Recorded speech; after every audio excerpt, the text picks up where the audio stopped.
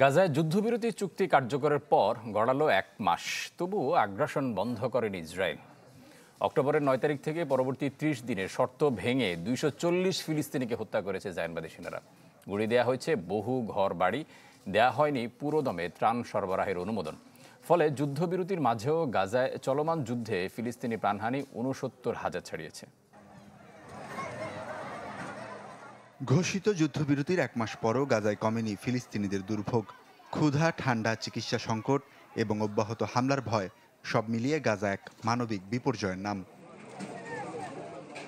চুক্তি কার্যকর হওয়ার পর ২৪০ জনেরও বেশি ফিলিস্তিনিকে নানা অজুহাতে হত্যা করেছে ইসরায়েল।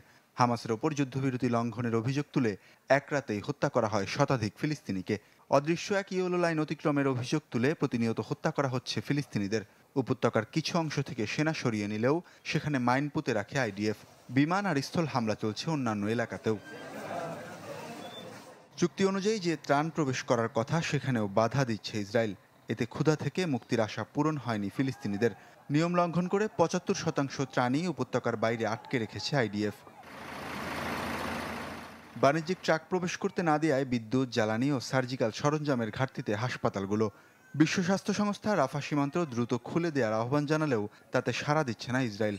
সংস্থার তথ্য অনুযায়ী এখন পর্যন্ত চিকিৎসার জন্য মিশর সহ বিভিন্ন দেশে যাওয়ার সুযোগ পেয়েছেন মাত্র ৪,০০০ ফিলিস্তিনি।